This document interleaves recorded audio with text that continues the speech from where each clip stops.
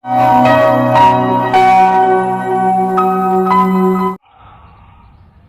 क्या जाता था रे? तुम्हें तो सूची भेजनी थी, सूची। इन्हें सूची तक नहीं भेजी किसानों की मदद से। प्रधानमंत्री का पैसा नहीं मिल जाए, इन्हें सूची मत भेजो। तुम्हारा क्या जाता था रे? हिंग लगे ना फिटकरी, रंग चढ़े चोखा।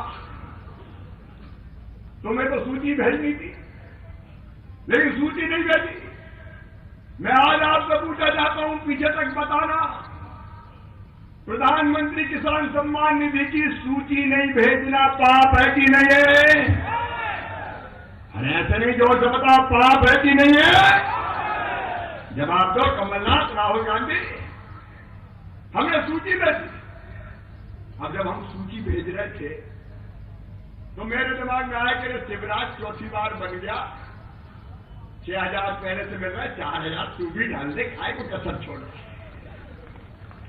तो हमने 6,000 में 4,000 जोड़ के 10,000 कर दिए। वो अच्छा किया कि नहीं किया? हमने 10,000 कर दिए, उन्हें सूची नहीं भेजी। और अभी तो ये 10,000 की सगुन है, कोरोना की कड़की है, जरा और जान तो फिर देखना। अभी 18 तारीख को, परसों के दिन, जिन किसानों की फसल खराब हुई थी, 1,600 करोड़ रुपया उनके खाते में फिर डालने वाला हूं। अगले महीना फिर किसान कल्याण निधि का पैसा डलेगा। महीना में कम से कम एक बार तो पैसा डालेंगे किसान के खाते में। कमलनाथ कांग्रेस के राज में कभी मिले थे क्या पैसा? बताओ, खाते में कभी आते थे? किसान कानून का विरोध करेंगे, क्या खाकर विरोध करोगे? 100 चूहे खा के बिल्ली हज करने जा रही है। राहुल गांधी विरोध कर रहे हैं। राहुल गांधी, तुम्हें मालूम है खेती क्या होती है रे? किसानी क्या होती है? गुड़ गन्ने के रस से बनता है कि मशीन में से निकलता है, पता है तुम्हें? ज्वार का भुट्टा ऐसे लगता है कि ऐसे लगता है, बता सकते हो क्या तुम? ये विरोध करेंगे किसान कानून। ये किसान कानून क्या है? मोदी जी का मैं अभिनंदन करना चाहता हूं। अगर सबसे बड़ा किसान हितैषी हिंदुस्तान में कोई है तो उनका नाम है श्रीमान नरेंद्र मोदी जी। भारत के लिए भगवान का वरदान है नरेंद्र मोदी। किसानों के लिए शॉर्ट टर्म और लॉन्ग टर्म, अल्पकालीन और दीर्घकालीन दोनों तरह की नीतियां बनाई है। एक तरफ किसान सम्मान निधि, एक तरफ फसल बीमा योजना का लाभ, एक तरफ सॉइल हेल्थ कार्ड, एक तरफ एग्रीकल्चर का इंफ्रास्ट्रक्चर ठीक करना, एक तरफ खेती के साथ कृषि का विविधीकरण करना, अनेकों फैसले किए नरेंद्र मोदी जी ने। तो दूसरी तरफ किसान कानून बनाए दीर्घकालीन लाभ के लिए। ये विरोध करने वालों क्या है किसान कानून? पहला किसान कानून, मैं किसान भाई, चाहे मुझे रीवा में सुन रहे हो, इंदौर में सुन रहे हो, ग्वालियर में सुन रहे हो, सागर में सुन रहे हो, मैं कहना चाहता हूं, पहला कानून किसान भाइयों, उसमें प्रावधान किया है कि किसान अपने अनाज को कहीं भी बेच सकता है। अनाज हो, फल हो, सब्जी हो, वो चाहे तो मंडी में बेचे, और मंडी में बेचने के बजाय अगर उसको अपने घर पे अच्छा रेट मिलता है, कोई व्यापारी आता है और मुझसे कहे कि तुम्हारा धान 3,000 रुपये क्विंटल में घर से ले रहा हूं, तो किसी को क्या आपत्ति है भाई? प्याज पैदा हो रही है, प्याज घर से खरीद रहा हूं, तुम्हारे खेत में से ले जाता हूं, तुम्हें कौन सी आपत्ति है? मैं पूछना चाहता हूं किसान भाई, किसान को यह आजादी होनी चाहिए कि नहीं होनी चाहिए कि वो अपना माल चाहे तो मंडी में बेचे, चाहे तो घर पर बेचे, चाहे तो खेत में बेचे? ये आजादी होनी चाहिए कि नहीं होनी चाहिए? अरे पीछे तक जोर से बताओ, ये आजादी होनी चाहिए कि नहीं होनी चाहिए? मुझे नहीं जाना मंडी, तो जबरदस्ती ले जाओगे क्या? अगर मेरे पास कोई फूड प्रोसेसर आता है और कहता है कि मैं सीधा खरीद रहा हूं, इतने रुपया दूंगा, मुझे पूछ रहा है तो मुझे बेचने का हक नहीं है क्या? अभी तक क्या था? अभी तक हम मंडी में ही अपना अनाज बेच सकते थे। कृषि उत्पाद केवल मंडी में बिकता है। मंडी जाने के लिए बात थे, मंडी के बाहर अगर खरीद ले कोई, तो अपराध होता था, मंडी टैक्स की चोरी कर ली, पकड़ लो, ट्रक पकड़ लो। ये कौन सा कानून था? मेरी मर्जी में घर पर बैठू, मेरी मर्जी में खेत पर बैठू, मेरी मर्जी में मंडी में बैठू। तुम कौन बीच में होते हो? जबरदस्ती बिचौलियों के बीच काय को ले जाते हो? अगर कोई सीधे सीधे खरीद रहा है और मुझे पैसा दे रहा है, तुम्हें कौन सी आपत्ति है भाई? कानून में यही है मेरे बहनों और भाइयों, मंडी बंद नहीं होगी। ये झूठी बात कर रहे हैं, मंडी बंद हो जाएगी, ये शिवराज सिंह चौहान कह रहा है। किसी भी कीमत पर मंडियां बंद नहीं होगी, मंडियां चालू रहेंगी, चालू रहेंगी, चालू रहेंगी। मंडी के इंफ्रास्ट्रक्चर को और बेहतर बनाएंगे। एक सुरजेवाला उन्हें ट्वीट किया, मध्य प्रदेश में मंडी ठप हो गई और मंडी की आय कम हो गई। अरे सुरजेवाला तू क्या जाने रे भाई, मंडी की आय कम इसलिए हुई है कि मामा ने 2 रुपया की जगह 50 पैसा अठन्नी मंडी टैक्स कर दिया। बताओ अच्छा किया कि बुरा किया? अरे कौन सा बताओ अच्छा किया कि बुरा किया? अभी खेती किसानी जानते नहीं है। मंडी चालू रहेगी, मंडी टैक्स हमने घटा दिया ताकि मंडी प्रतिस्पर्धा में टिकी रहे। मंडी की व्यवस्था अच्छी करो, मंडी में बिके, कोई आपत्ति नहीं है। लेकिन कोई भी व्यापारी लाइसेंस लेके मंडी के बाहर कहीं खरीद सकता है।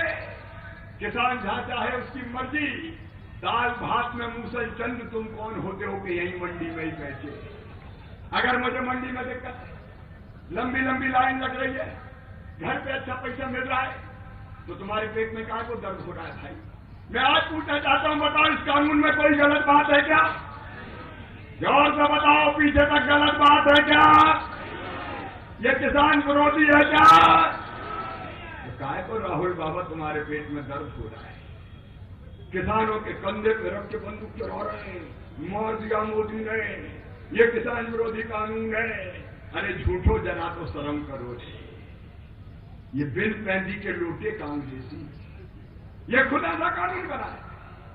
शरद पवार मुझे चिट्ठी लिख रहे थे, जब कृषि मंत्री थे शरद पवार, प्रधानमंत्री थे मनमोहन सिंह और मैडम सोनिया गांधी आप चेयरपर्सन थी यूपीए की। आपके यहां से चिट्ठी आती थी, कृषि कानूनों में बदलाव बड़ा जरूरी है, मॉडल एपीएस एबी एक्ट लागू करो, मॉडल मंडी एक्ट लागू करो, तब वो सही था। अरे तुम करो तो पुण्य और मोदी जी करे तो पाप। धन्यरी कांग्रेस, जरा भी शर्म नहीं आती। एक दिन में 10 सूत्र बजा जाए, उठ जाए तुरंत, गलत है, गलत है, गलत है। और राहुल बाबा भी इसका चौकीदार चोर है, चौकीदार चोर है, तो जनता ने ऐसा पछाड़ा कि आज तक लूट पाए। अब ये मंडी कानूनों का, ये किसान कानूनों का विरोध कर रहे। दूसरे कानून में क्या है किसान भाई? अरे दूसरे कानून में सीधा बात यह कही गई है कि अगर किसान के पास कोई कंपनी आती है, कोई व्यापारी आता है और वो बोते समय किसान से समझौता करता है कि आप धान बो रहा हो, मैं 3000 रुपया कुंटल खरीदूंगा और मुझे लगता है कि सौदा मेरे फायदे का है, वो मुझे खाद और बीज के लिए भी कुछ मदद कर रहा है और मैं कॉन्टेक्ट कर लेता हूं कि ठीक है आज मैं बो रहा हूं, जब पैदा होगी 3000 ले जाना। अभी तो बोता तो जुआ है, जब बोया तो 4000 रेट, और जब फसल आई तो 2000 रह गया ठगा हुआ। अगर बोते समय मुझे पता चल जाए कि काट के जब खलिहान में आएगी तो ये भाव मिलेगा, तो बताओ इसमें कोई बुराई है क्या? अरे जोर से बताओ, बुराई है क्या? मेरी मर्जी, मुझे जम रहा है, मैंने कर लिया समझौता। तो तुम्हें दर्द क्यों हो रहा है भाई? मेरी मर्जी, कोई बात होता नहीं है। इस कानून में क्या दिक्कत है बताइए? कई किसान पहले भी कॉन्ट्रैक्ट करते हैं, खाद बीज के लिए पैसा भी मिल गया, मदद भी हो गई और व्यापारी को 3000 रुपये फिर खरीदना पड़ेगा, कंपनी को खरीदना पड़ेगा। कोई बेईमानी नहीं कर सकता और बेईमानी करेगा तो सजा मिलेगी। जैसे पिपरिया में, आपको पता है मध्य प्रदेश की पिपरिया, 3000 रुपया कुंटल धान का तय किया एक कंपनी, राइस कंपनी ने दिल्ली की, बदल गए कि 3,000 में नहीं लेंगे, तो ये कानून था नरेंद्र मोदी का, पकड़ लिया कंपनी को और 3,000 रुपया क्विंटल किसान का धान बिकवा के पूरे 3 दिन के अंदर पैसे खाते में डलवा दिए। इस कानून का चमत्कार है। मेरी मर्जी भाई, कंपनी कब्जा कर लेगी। अरे आ तो जाए कहा कि कंपनी में दम मैनेजर कदम तो रख के लेके किसान के खेत में टांगे तोड़ के वापस भेजेंगे, कोई कब्जा कर सकता है? तो यहाँ के कहीं कंपनी कब्जा कर लेगी हमारी जमीन? फालतू की छोटी बातें करते, कोई कब्जा कर सकता है आज के जमाने में? और अगर रेट बहुत बढ़ गए तो इस कॉन्ट्रैक्ट फार्मिंग में ये प्रावधान भी है, 3,000 की बजाय 6,000 हो गए तो एक क्लास ऐसा किसान चाहे तो समझौते से बाहर निकल सकता है। क्या आपत्ति है भाई तुम्हें? पहले से मैं रेट तय कर लूं। अब मैं आपसे पूछना चाहता हूं, बताओ मेरे किसान भाइयों, इस कानून में कोई बुराई है क्या? पीछे तक बताओ, कोई बुराई है क्या? मोदी जी ने अच्छा किया कि बुरा? पेट में दर्द हो रहा है, मोदी मोदी। अरे मैदान में मोदी से निपट नहीं पाते। जहां देखो चुनाव हार रहे, एक के बाद एक राज्य खिसकते जा रहे। कैलाश जी इंदौर में बैठे, अभी लोग मुझे सुन रहे हैं, बंगाल में ममता बनर्जी घबरा रही है। चारों तरफ हाहाकार मची है, नरेंद्र मोदी मारे जाएंगे तो और कुछ नहीं मिला तो किसानों के कंधे पे बंदूक रख के चला। और कौन कौन घुस गया उस आंदोलन में? जिसका अध्यक्ष जी कर रहे थे, देश तोड़ने वाले भी, कई तरह के गलत धंधे करने वाले भी। हम किसानों से बात करने को तैयार है। तीसरा किसान कानून मेरे बहनों और भाई, वो भी जरा ध्यान से सुनना था कि गांव के चौपालों पे जाकर बताओ। तीसरा कानून ये कहता है कि व्यापारी को अभी तक या कंपनी को खरीद में स्टॉक लिमिट तय थी। स्टॉक लिमिट का मतलब तुम प्याज 50 क्विंटल से ज्यादा नहीं रख सकते, तुम आलू इतने क्विंटल से ज्यादा नहीं रख सकते, तुम धान इतने क्विंटल से ज्यादा नहीं रख सकते। अब नहीं रख सकते तो हम ज्यादा खरीदेंगे ही नहीं, और ज्यादा खरीदेंगे नहीं तो कीमत गिर जाएगी। नरेंद्र मोदी जी ने क्या किया? नरेंद्र मोदी जी ने कहा स्टॉक लिमिट समाप्त। जितना प्याज खरीदना प्याज खरीदो, आलू खरीदना आलू खरीदो, धान खरीदना धान खरीदो, गेहूं खरीदना गेहूं खरीदो, चना खरीदना चना खरीदो। खरीदने दो ना, क्या तकलीफ है? अगर ज्यादा खरीदेंगे ज्यादा बिकेगा तो बताओ कीमत बढ़ेगी कि नहीं बढ़ेगी? कीमत बढ़ेगी। इसलिए स्टॉक लिमिट समाप्त कर दिया। सारे प्रतिबंध किसान पे ही, प्याज इससे ज्यादा नहीं रखोगे। और कई लोग तो ऐसे हैं कि जरा कीमत बढ़ जाए प्याज की, आलू की, टमाटर की, तो ऐसे आंसू बहाते मर गए, महंगाई मार गई, छातियां पीटते रहते हैं। अरे किसान को प्याज के एक बार मिल गया 30 रुपया तो तुम्हारे पेट में दर्द क्यों होता है? अठन्नी भी तो बिक जाता है। और जो नरेंद्र मोदी जी ने स्टॉक लिमिट समाप्त कर दी, जितना चाहो खरीदो किसान के माल को, ताकि कीमत बढ़ती रहे। बताओ इस कानून में कोई बुराई है क्या? पीछे तक बताना, कोई बुराई है क्या? अरे सीढ़ियों वाले तुम भी बताओ, बुराई है क्या?